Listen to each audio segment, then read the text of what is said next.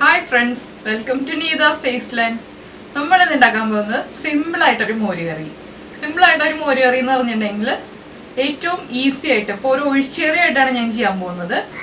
നമ്മുടെ സദ്യ റെസിപ്പികളിൽ മോരുകറി അതുപോലെ പുളിശ്ശേരി എന്നൊക്കെ പറഞ്ഞിട്ടുണ്ടെങ്കിൽ വളരെ ഈസിയാണ്. ഞങ്ങളുടെ ഇവിടെയൊക്കെ എറണാകുളം ഭാഗത്തൊക്കെ കുറച്ച് തിക്കായിട്ടാണ് പുളിശ്ശേരി ചെയ്യാറുള്ളത്. മോരുകറി ആകുമ്പോൾ കുറച്ച് ലൂസായിട്ടാണ് ചെയ്യുന്നത്.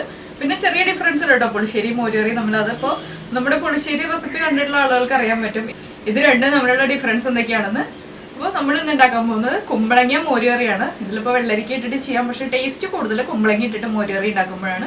അപ്പോൾ നമുക്ക് നമ്മുടെ കുമ്പളങ്ങ മോരുകറി ഉണ്ടാക്കാൻ പോവാം. അതിന് മുൻപായിട്ട് സബ്സ്ക്രൈബ് ചെയ്യാത്ത ആളുകൾ സബ്സ്ക്രൈബ് ചെയ്യുക. സബ്സ്ക്രൈബ് ചെയ്യുന്നതിനോടൊപ്പം തന്നെ ബെല്ലൈക്കണിലും കൂടി ക്ലിക്ക് ചെയ്യാൻ മറന്നുകൊണ്ട്, അതുപോലെ ലൈക്ക് ചെയ്യാനും ഷെയർ ചെയ്യാനും കമൻറ്റ് ചെയ്യാനും ഒന്നും മറക്കരുത്.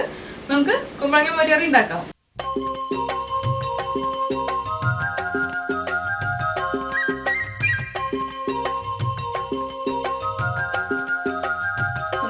കുമ്പളങ്ങ മോരുകറിക്ക് ആവശ്യമായിട്ടുള്ള ഇൻഗ്രീഡിയൻസ് നോക്കാം. നമ്മൾ കുമ്പളങ്ങ എടുത്തിട്ടുണ്ട്, മഞ്ഞൾപ്പൊടി, മുളക് പൊടി, ഉലുവ, കടുക്, ജീരകം, വറ്റൽമുളക്, തേങ്ങ ചിരവിയത്, ഉള്ളി, പച്ചമുളക്, തൈര്, കറിവേപ്പില, വെളിച്ചെണ്ണ, ഉപ്പ്, വെള്ളം. ഇതിപ്പോ കട്ട തൈരാണ് നമ്മൾ എടുത്തിരിക്കുന്നത്. കട്ട തൈര് ആയതുകൊണ്ട് തന്നെ അത് മിക്സിയിലൊന്ന് അടിച്ചെടുക്കുക. കടുകും ഉലുവയും വറ്റൽമുളകും ഉള്ളിയും വറവിടാൻ വേണ്ടിയിട്ടാണ്. കുമ്പളങ്ങ കട്ട് ചെയ്തെടുക്കുമ്പോൾ കുറച്ച് വലിയ പീസായിട്ട് കട്ട് ചെയ്തെടുക്കുക. ഇതെന്ന് വെച്ചാൽ ഒഴിച്ചുകറിയാണ്, നമ്മുടെ പുളിശ്ശേരി അല്ല. പുളിശ്ശേരി ആണെങ്കിൽ കുറച്ച് തിക്കായിട്ടിരിക്കും, ഒഴിച്ചുകറി ആകുമ്പോൾ കുറച്ച് നീളമുള്ള കറിയാണ്. അപ്പോൾ അതിൽ വലിയ പീസായിട്ട് കുമ്പളങ്ങ ഉള്ളപ്പോഴാണ് കാണാനും ഭംഗി ഉണ്ടാവുക, അതുപോലെ തന്നെ കുമ്പളങ്ങ കഴിക്കാനും ഒരു ടേസ്റ്റ് ഉണ്ടാവുക. ആദ്യം നമുക്ക് കുമ്പളങ്ങ ഒന്ന് കുക്ക് ചെയ്തെടുക്കാം. നമ്മളിപ്പോ എടുത്തു വെച്ചിരുന്ന കുമ്പളങ്ങ പീസസ് ചട്ടിയിലേക്ക് മാറ്റിയിട്ടുണ്ട്. ഇതിലേക്ക് നമുക്കിനി ഉപ്പ് ചേർക്കാം. കുമ്പളങ്ങയ്ക്ക് ആവശ്യമായിട്ടുള്ള ഉപ്പ് ചേർക്കാം. ആദ്യം കുറച്ച് ഉപ്പ് ചേർക്കുക, അതിനുശേഷം നമ്മൾ തൈരൊക്കെ ചേർത്തതിന് ശേഷം ഉപ്പ് നോക്കിയിട്ട് ആവശ്യം വരുമ്പോൾ ചേർത്ത് കൊടുക്കാം. കൂടുതലായിട്ട് ഉപ്പ് ചേർത്ത് കഴിഞ്ഞിട്ടുണ്ടെങ്കിൽ നമുക്ക് കുറയ്ക്കാൻ പറ്റില്ല, അതുകൊണ്ടാണ് ആദ്യമേ കുറച്ച് ഉപ്പ് ചേർക്കാന്ന് പറഞ്ഞത്. ഇനി നമ്മൾ ചേർക്കാൻ പോകുന്നത് മഞ്ഞൾപ്പൊടി. ഇതിലേക്ക് ഇനി നമ്മൾ ഇട്ട് കൊടുക്കുന്നത് കറിവേപ്പില. കറിവേപ്പിലയ്ക്ക് അളവൊന്നും വേണ്ട, എത്ര വേണമെന്ന് വെച്ചാലും ചേർക്കാം, കുഴപ്പമൊന്നുമില്ല. ഇതിലേക്ക് നമുക്ക് വെള്ളം ചേർക്കാം. കുമ്പളങ്ങ കുക്കാവാൻ ആവശ്യമായിട്ടുള്ള വെള്ളം ചേർക്കണം. നമ്മൾ കുക്കറിൽ വെച്ചിട്ടല്ല കുക്ക് ചെയ്യുന്നത്, അതുകൊണ്ട് തന്നെ കുറച്ചധികം വെള്ളം ചേർക്കുക. കുമ്പളങ്ങ കുക്കായി വരണം. ഒരു 10 മിനിറ്റ് കുക്കായാലേ കറക്റ്റായിട്ട് കുമ്പളങ്ങ വേവുള്ളൂ. ഇനിയിപ്പോൾ നമുക്ക് ഫ്ലെയിം ഓൺ ചെയ്യാം. ഇതൊന്ന് തിളച്ചു വരട്ടെ. തിളച്ചതിന് ശേഷം നമുക്ക് അടച്ചു വെക്കാം. ഇപ്പൊ നമ്മുടെ കുമ്പളങ്ങ തിളച്ചു തുടങ്ങി കഴിയുമ്പോൾ നമ്മളൊന്ന് ഇളക്കി കൊടുത്തതിന് ശേഷം അടച്ചു വെക്കുക. തിളയ്ക്കുന്നത് വരെ ഇപ്പൊ നമ്മൾ ഹൈ ഫ്ലെയിമിൽ വെച്ചാണ് കുക്ക് ചെയ്തത്. ഇനിയിപ്പോ ഫ്ലെയിം കുറച്ചതിന് ശേഷം അടച്ചു വെച്ചിട്ട് കുക്ക് ചെയ്യുമ്പോൾ ആ സ്റ്റീം പുറത്തേക്ക് പോകാൻ വേണ്ടിയിട്ട് ചെറിയൊരു ഗ്യാപ്പ് ഇടുക. അല്ലാന്നുണ്ടെങ്കിൽ ചില കറികൾ തിളച്ചു പോവും. പിന്നെ നമ്മൾ ആ സ്റ്റൗ ഒക്കെ നീറ്റാക്കി വരുമ്പോൾ സമയം കൂടുതലാവും. അതുകൊണ്ടാണ് ഞാൻ ചെറിയൊരു ഗ്യാപ്പ് ഇട്ടിട്ട് വെക്കാൻ പറഞ്ഞത്. സാധാരണ ഞാനിങ്ങനെ ചട്ടി അടച്ചു വെക്കുമ്പോൾ ചെറിയൊരു ഗ്യാപ്പ് ഇട്ട് വെക്കും. ഇനിയിപ്പോ ഇത് ലോ ഫ്ലെയിമിൽ ഇരുന്നിട്ട് കുക്കാവട്ടെ. കുമ്പളങ്ങയുടെ പീസൊന്നും ഉടയാതെ ഇടയ്ക്കിളക്കുക. നമുക്കിനി കുമ്പളങ്ങ കുക്കായതിനു ശേഷം കാണാം. ഈ സമയത്ത് നമുക്ക് അരപ്പിന് ആവശ്യമായിട്ടുള്ള സാധനങ്ങളൊക്കെ നോക്കാം. കുമ്പളങ്ങയ്ക്ക് ആവശ്യമായിട്ടുള്ള അരപ്പ് റെഡിയാക്കാം. തേങ്ങ ചിരവിയത് എടുക്കുമ്പോൾ ഞാനിപ്പോ 1 കപ്പ് തേങ്ങയാണ് എടുത്തിരിക്കുന്നത്. മെഷറിംഗ് കപ്പില് 1 കപ്പ്. ഇതിലേക്ക് നമ്മൾ ചേർക്കുന്നത് 1/2 ടീസ്പൂൺ നല്ല ജീരകം. അതുപോലെ തന്നെ നമ്മള് പച്ചമുളക് തേങ്ങയുടെ കൂടെ ചേർത്തിട്ട് അരക്കുകയാണ് ചെയ്യുന്നത്. ഞാനിപ്പോ 3 പച്ചമുളക് എടുത്തിട്ടുണ്ട്. ഈ വലിപ്പത്തിലുള്ള പച്ചമുളകാണ് എന്റെ ഉള്ളത്, അതുകൊണ്ട് 3 ചെറിയ പച്ചമുളകാണെങ്കിൽ നമ്മുടെ എരിവനുസരിച്ച് പച്ചമുളകിന്റെ എണ്ണം കൂട്ടാം. ഞാനിപ്പോ 3 പച്ചമുളകും കൂടി ചേർത്തിട്ടുണ്ട്. ഇനി ഇത് കുറച്ച് വെള്ളം ചേർത്തിട്ട് അരച്ചെടുക്കും. കുറച്ച് വെള്ളം കൂടിപ്പോയാലും കുഴപ്പമില്ല. ഞാൻ ആദ്യമേ പറഞ്ഞു ഒഴിച്ചുകറിയാണെന്ന്, അതുകൊണ്ട് നമ്മളിപ്പോ പുളിശ്ശേരി അതുപോലെ തന്നെ കാളൻ അങ്ങനെയുള്ള റെസിപ്പിയിലൊക്കെ ചെയ്യുന്ന പോലെ വല്ലാതെ അങ്ങ് തിക്കായിട്ട് വെള്ളം കുറച്ച് അരച്ചെടുക്കണം എന്നില്ല. വെള്ളം കുറച്ച് കൂടിപ്പോയി എന്ന് വെച്ചിട്ട് ടെൻഷൻ ആവേണ്ട ആവശ്യമൊന്നുമില്ല. കുറച്ച് വെള്ളം ചേർത്തിട്ട് അരച്ചെടുക്കുക. ഇപ്പോ നമ്മള് കുമ്പളങ്ങ കുക്ക് ചെയ്യാൻ വെച്ചിട്ട് 10 മിനിറ്റ് ആയി. ഇനിയിപ്പോ നമുക്ക് അരപ്പ് ചേർക്കാം. ഈ സമയത്ത് ഞാൻ തേങ്ങ അരച്ചെടുത്തതുപോലെ തന്നെ തൈരൊന്ന് മിക്സിയിൽ അടിച്ചെടുത്തു. എന്താണെന്ന് വെച്ചിട്ടുണ്ടെങ്കിൽ തൈരിൽ കുറച്ച് കട്ടകളൊക്കെ ഉണ്ടായിരുന്നു, അതുകൊണ്ടാണ് മിക്സിയിൽ അടിച്ചെടുത്തത്. ഇതുപോലെയാണ് നമ്മൾ തേങ്ങ അരച്ചെടുത്തത്. തേങ്ങ അരച്ചെടുക്കുമ്പോൾ ഞാൻ ആ മിക്സിയുടെ ജാറിൽ തന്നെയാണ് തൈര് ഉടച്ചെടുത്തത്. അപ്പൊ എന്താണെന്ന് വെച്ചാൽ ഇത് വേറെ പാത്രത്തിലേക്ക് മാറ്റി. അതിന്റെ ഒപ്പം തന്നെ ആ മിക്സിയുടെ ജാറ് കഴുകിയിട്ട് കുറച്ച് വെള്ളം ഈ അരപ്പിലേക്ക് മിക്സ് ചെയ്തു. ഇനിയിപ്പോ നമുക്ക് ഫ്ലെയിം കൂട്ടി വെക്കാം. നമ്മൾ ലോ ഫ്ലെയിമിലാണ് 10 മിനിറ്റ് കുക്ക് ചെയ്തത് കുമ്പളങ്ങ. ഇതിലേക്ക് കുറച്ചുകൂടി വെള്ളം ചേർക്കാണ്.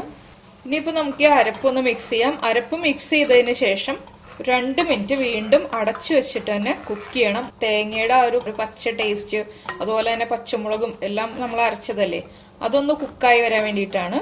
ഇപ്പൊ കുറച്ച് തിക്കായിട്ടുള്ള കറിയാണ്. ഇപ്പൊ നമ്മുടെ പുളിശ്ശേരി പോലെയാണ് ഇതിപ്പോ ചെയ്യുന്നതെന്നുണ്ടെങ്കിൽ ഇത്രയും വെള്ളം വേണ്ട കുമ്പളങ്ങിയിൽ. ഞാൻ പറഞ്ഞിരുന്നു ഒഴിച്ചുകറി ആയതുകൊണ്ടാണ് കുറച്ച് വെള്ളം കൂടുതൽ ഒഴിച്ചതെന്ന്. അപ്പോൾ കുമ്പളങ്ങിയിൽ ഒഴിക്കുന്ന വെള്ളത്തിന്റെ അളവ് കുറയ്ക്കുക. ഇനിയിപ്പോൾ ഇതൊന്ന് തിളച്ചതിന് ശേഷം നമുക്ക് അടച്ചു വെക്കാം കേട്ടോ. അപ്പൊ നമ്മുടെ തേങ്ങ ചേർത്ത് കഴിഞ്ഞിട്ട് കറി തിളച്ചു തുടങ്ങി. ഇനി നമുക്ക് ഫ്ലെയിം കുറയ്ക്കാം. ഫ്ലെയിം കുറച്ചതിന് ശേഷം നേരത്തെ നമ്മൾ അടച്ചു വെച്ചതുപോലെ തന്നെ ചെറുതായിട്ടൊരു ഗ്യാപ്പ് ഇട്ടിട്ട് അടച്ചു വെക്കുക. 2 മിനിറ്റ് അടച്ചു വെക്കുക. ലോ ഫ്ലെയിമിൽ തന്നെ വെക്കുക. അപ്പൊ തേങ്ങ കുക്കായി വരും. നമ്മളിപ്പോ അടച്ചു വെച്ചിട്ട് 2 മിനിറ്റ് ആയി. തുറന്നതിന് ശേഷം ഇളക്കി കൊടുക്കുക. അപ്പൊ തേങ്ങ ഇങ്ങനെ പിരിഞ്ഞതുപോലെ ആയി വന്നില്ലേ, അതൊന്നും കണ്ടിട്ട് ടെൻഷൻ ആവണ്ട. ഇനിയിപ്പോ ഇത് നന്നായിട്ടൊന്ന് മിക്സ് ചെയ്യുക. ലോ ഫ്ലെയിമിൽ തന്നെയാണ് വെച്ചിരിക്കുന്നത്, ഹൈ ഫ്ലെയിം അല്ല, അത് മാത്രം ശ്രദ്ധിക്കുക.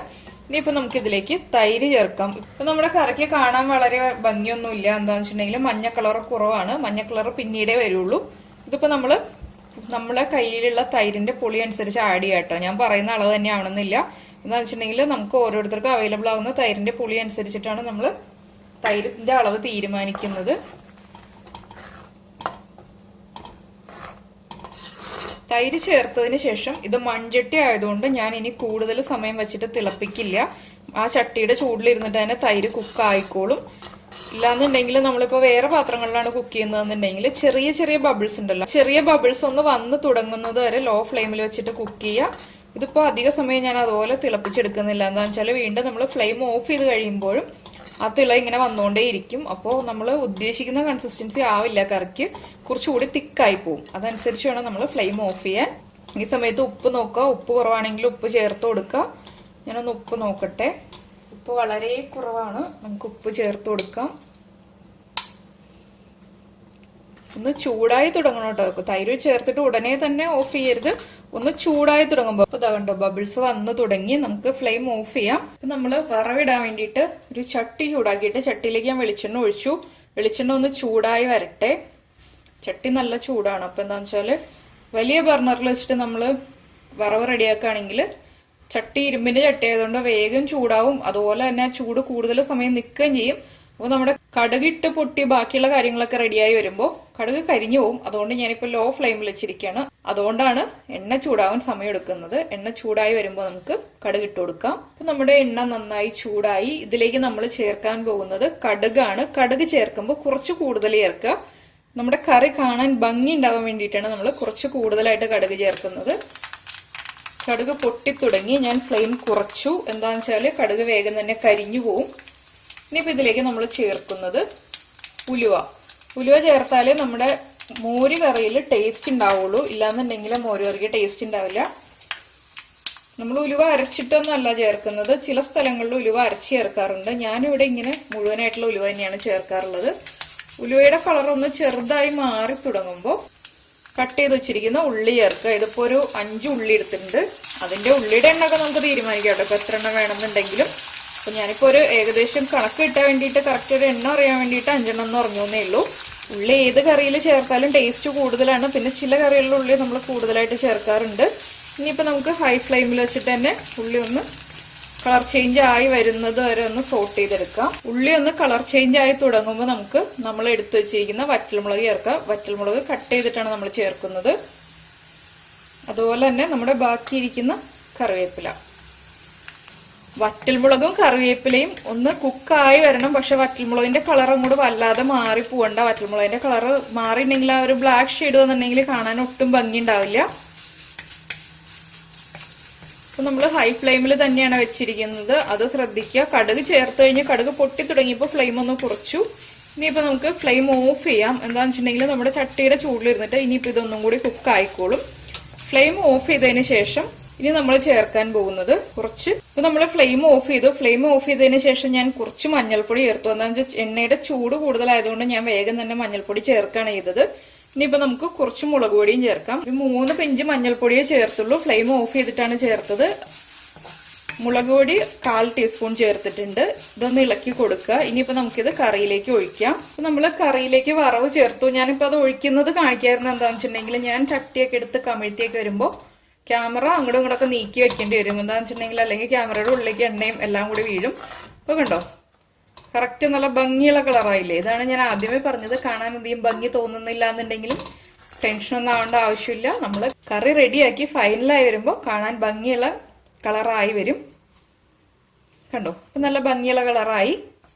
ഇനിയിപ്പോ നമുക്ക് ചോറിൻ്റെ കൂടെ കഴിക്കാം. വേറെ പ്രത്യേകിച്ച് ഒന്നും ചെയ്യാനില്ല ഇതിൽ. നമ്മുടെ കുമ്പളങ്ങ കറി റെഡി. നമ്മുടെ കുമ്പളങ്ങ മോര് കറി റെഡിയായി. ഈ കറി ഉണ്ടാക്കിയതിന് ശേഷം ഒരു 2 മണിക്കൂറിന് ശേഷം കഴിക്കുകയാണെങ്കിലായിരിക്കും കറക്റ്റ് ടേസ്റ്റ് ഉണ്ടാവുക. ഉണ്ടാക്കിയിട്ട് ഉടനെ കഴിക്കുകയാണെങ്കിൽ നമ്മുടെ കുമ്പളങ്ങയുടെ പീസിലേക്കൊന്നും മോരിന്റെ പുളിയൊന്നും കറക്റ്റ് ആയിട്ട് പിടിച്ചിട്ടുണ്ടാവില്ല. അപ്പൊ നമ്മൾ നാളത്തേക്കാണ് കറി റെഡിയാക്കി വെക്കുന്നതെന്നുണ്ടെങ്കിൽ കൂടുതൽ ടേസ്റ്റ് ഉണ്ടാവും. ഇങ്ങനെയുള്ള മോര് കറികളൊക്കെ നമ്മൾ സാധാരണ തലേ ദിവസം ഉണ്ടാക്കിയതിന് ശേഷം അടുത്ത ദിവസമാണ് യൂസ് ചെയ്യാറുള്ളത്.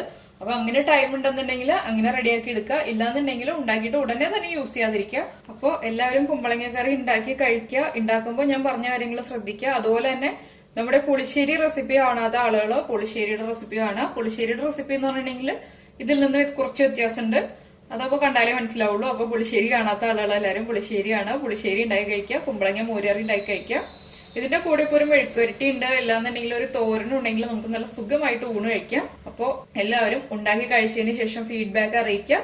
നമുക്ക് നമ്മുടെ അടുത്ത റെസിപ്പിയുമായിട്ട് അടുത്ത ദിവസം കാണാം. Thank you. നിങ്ങൾ ആദ്യമായിട്ടാണ് ഈ ചാനൽ കാണുന്നതെങ്കിൽ സബ്സ്ക്രൈബ് ബട്ടൺ ക്ലിക്ക് ചെയ്തതിന് ശേഷം അതിന്റെ റൈറ്റ് സൈഡിൽ കാണുന്ന ബെൽ ഐക്കണിലും കൂടി ക്ലിക്ക് ചെയ്യുക. അപ്പോൾ ഞാൻ അപ്ലോഡ് ചെയ്യുന്ന എല്ലാ വീഡിയോകളും ഉടൻ തന്നെ നിങ്ങളിലേക്ക് എത്തുന്നതായിരിക്കും.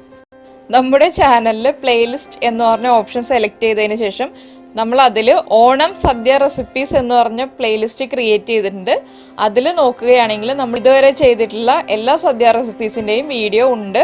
അപ്പോൾ അതിൽ നിന്ന് നമുക്ക് ഈസി ആയിട്ട് വീഡിയോസ് സെലക്ട് ചെയ്യാം. അതുപോലെ തന്നെ മറ്റുള്ള റെസിപ്പീസിനും പ്ലേലിസ്റ്റ് ക്രിയേറ്റ് ചെയ്തിട്ടുണ്ട്.